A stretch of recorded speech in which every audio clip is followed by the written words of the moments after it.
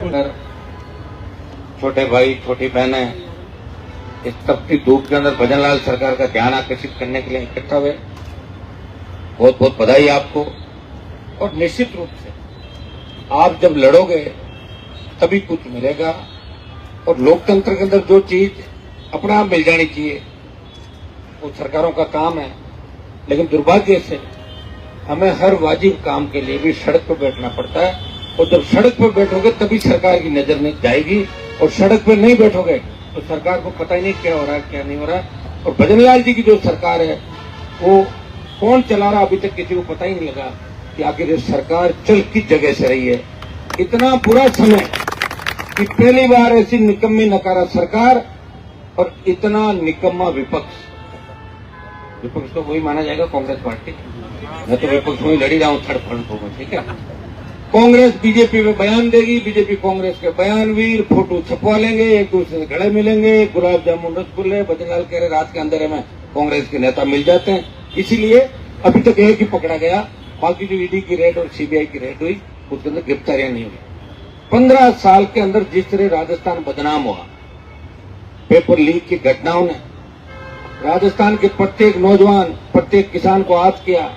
अब तो पढ़ने वाले बच्चे ये कहने लगे कि साहब पढ़ाई तो कर रहे हैं, पेपर का जुगाड़ हो जाएगा क्या। और जब मैं वहां दिल्ली जाता हूं तो सेंट्रल हॉल और हम जो बैठते हैं एमपी, तो बाहर के एमपी भी ये कहते हैं कि हनुमान जी आपके वहां अगर डिग्री मिल जाए तो 2-4 बच्चों को एडजस्ट करा दो। हमारे यहाँ तो सख्ती हो गई, राजस्थान में पोल पट्टी खुली हुई है, उधर हो सकता है कि डिग्री मिल सकती। ये जो राजस्थान के माथे में बदनामी का कलंक और टीका लगा, ये दाग वसुंधरा गहलोत के साथ साथ भजनलाल भी इसके अंदर शामिल है, और ये आपको स्वीकार करना ही पड़ेगा। और मैं राजस्थान को बार बार कमजोर इसलिए कह रहा हूँ कि राजनीतिक रूप से अभी भी संघर्ष आप लोग नहीं कर पाते। आते हो, मिलते हो, कर्मचारियों को मैंने बड़े आंदोलन देखे, कर्मचारी लड़ेगा, फिर सरकार थोड़ी सी मदद कर देगी तो जय जयकार चालू कर देगा। ये हालात राजस्थान के अंदर है। ये ऐसा स्टेट है जब तीसरे मोर्चे की कभी सरकार नहीं बनी। भाइयों मैं आह्वान करूंगा कि आप ये तो आपका मुद्दा है, आपके मुद्दे की मैं बात करूंगा। आप हरियाणा मॉडल लागू करने की बात करें, निश्चित रूप से मैं आपके साथ हूं। मेरे 5,500 भाई बहन जो 2014 से 11 साल की सेवाएं गांव के ग्रामीण इलाकों के अंदर बेटियां किस तरह देती है, बच्चे किस तरह देते हैं, हालात क्या गांव के अंदर हम जानते हैं। कि आज तो स्कूल में छोटा सा कुछ बात हो जाए तो सीधी टीचर पे लोग लड़ने के लिए आ जाते हैं। मेरे वाले जमाने नहीं रहे। मैं सरकार से इस मामले में आपके लिए ये भी मांग करूंगा कि आपके हरियाणा मॉडल लागू करें और आप सबको परमानेंट करें, क्योंकि 4 लाख पद खाली है। तो 4 लाख पद खाली है तो 5500 ये भरो, कुछ और भरो, जब तो होगा। कैसे भरोगे बताओ? 1.5 साल तो निकल गया भजनलाल जी। जेटीए का एग्जाम आपने कराया और वो पहले तो पेपर लीक होते थे, इसमें तो ओएमआर सीट ही गायब करा दिया आपने बिना सिग्नेचर के ओएमआर। आप तो अशोक गहलोत के गुरु निकले कि वो पेपर लीक करवाते थे उनके मंत्री। आप पेपर वाले लफड़े में नहीं पड़ते, सीधी हमारे अंदर के अंदर की कोसा की बदनामी नहीं। ये नया पैटर्न आप राजस्थान के अंदर लेके आए हो। ये राजस्थान के नौजवानों का दुर्भाग्य मैं कहूंगा, क्योंकि लड़ने वाले लोग उसके ऊपर लोग जातियों का आरोप लगाएंगे। अगर सही बात कहते हैं कि वो वहाँ ये है तो लोग कहते हैं हमारी जाति का। अरे नाम लिया क्या? अगर नाम तो नहीं लिया तो फिर अपना आप क्यों ले रहे भाई? मत करो तुम ऐसे। तुम्हें अगर राजस्थान को बचाना है तो सारी जातियों को संगठित होकर ये तय करना होगा कि इस बार बीजेपी को हरा के और कांग्रेस को भी हराएंगे।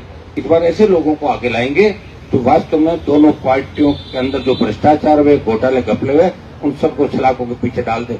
अगर मेरी 10 सीट भी आ जाती ना, 5 भी आ जाती विधानसभा के अंदर, तो भी मैं सरकार के अंदर एम भूमिका के अंदर होता। मेरे तो मुझे 18 के अंदर में लड़ा आपके लिए राजस्थान में। इस तरह कर्ज माफी, टोल मुक्त राजस्थान, सशक्त लोकायोग, बिजली, रोजगार। लड़ाई का परिणाम ये हुआ कि वसुंधरा सरकार ने स्टेट हाईवे टोल फ्री किए, 500 की बिजली माफ की, वैकेंसी निकाली, 50,000 का कर्जा माफ किया।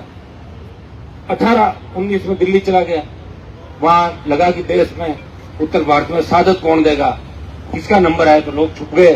इसलिए राजस्थान के इस सांसद ने, आपके भाई ने, किसान आंदोलन में सादत दी और मंत्री पद को ठोकर मार के 72 दिन शाजापुर बॉर्डर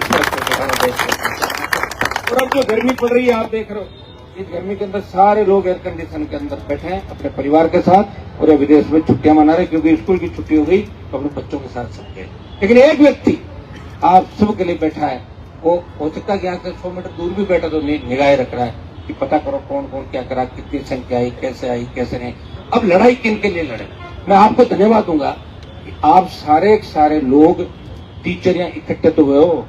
वो जो आंदोलन उधर चल रहा है उसमें ऐसा ही भर्ती वाले तो 5 ही लड़के हैं, कितने RLP है सारी। और आपके आंदोलन में मैं कूद गया और मैंने आपको समर्थन दिया। दोबारा आपको हनुमान जी आप लेकर आओ, मेरी टीम आपके साथ खड़ी मिलेगी। हमेशा इस राजस्थान के प्रत्येक वर्ग का मामला हमने उठाया, नौजवानों की हमेशा पैरोकारी करी। हमने ये कहा कि हम पीछे रह गए, बहुत से कारण थे। हमारे नेताओं ने हमें सड़कों में लड़ना नहीं सिखाया, हमारे नेताओं ने यहाँ विकास की बात नहीं करी, रोजगार के साधन यहाँ नहीं। आप चले जाओ गुजरात, पहले तो बिहार का व्यक्ति पूरे देश के अंदर दिखता था सबसे ज्यादा मेहनती। दिल्ली के अंदर चले जाओ, बिहारी हर जगह मेहनत करता था। लेकिन अब आप गुजरात जाओ, महाराष्ट्र जाओ, नॉर्थ ईस्ट में जाओ, साउथ में जाओ, बहुत से राजस्थानी वहां पे काम कर रहे हैं और वहां काम करते हैं अपने छोटे भाई बहनों को पढ़ा रहे हैं। क्योंकि नेताओं ने जिस तरह राजस्थान का सत्यानाश किया 70 साल मेरे भाइयों, अब उसको वापिस जगाने का समय आ गया। एक दिन में तो कोई जगने से नहीं, अरे समय लगेगा। मुझे भी लगता है कि जो मैं लड़ाई लड़ रहा हूँ हो सकता है 20-30-50 साल बाद काम आएगी, मेरे नहीं आएगी, किसी और का जाएगी। ये तो मैं सोच नहीं सकता। अगर भगत सिंह ये सोच रहे थे कि मैं साबित क्यों दूं, प्रधानमंत्री तो नेहरू बनेगा, तो फिर वो सादत थोड़ी दे। सादत थी कि देश के नौजवानों के अंदर हिम्मत, हौसला और वो ऊर्जा आ जाए जिससे अंग्रेज भारत छोड़ के भाग जाए। हनुमान बेनीवाल राजस्थान के तमाम जातियों के लिए, तमाम वर्गों के लिए, और जहां जहां कई बार ऐसी स्थिति होगी राजस्थान के अंदर, गुजर मीणा आमने सामने हो रहे थे, जाट राजपूत आमने सामने, ब्राह्मण एसी आमने सामने, वहां भी हनुमान बेनीवाल बीच में जाता है, जान हथेली पर रख के, और जातियों को लड़ाने का काम नहीं करता, उनको साथ बिठाने का काम करता है।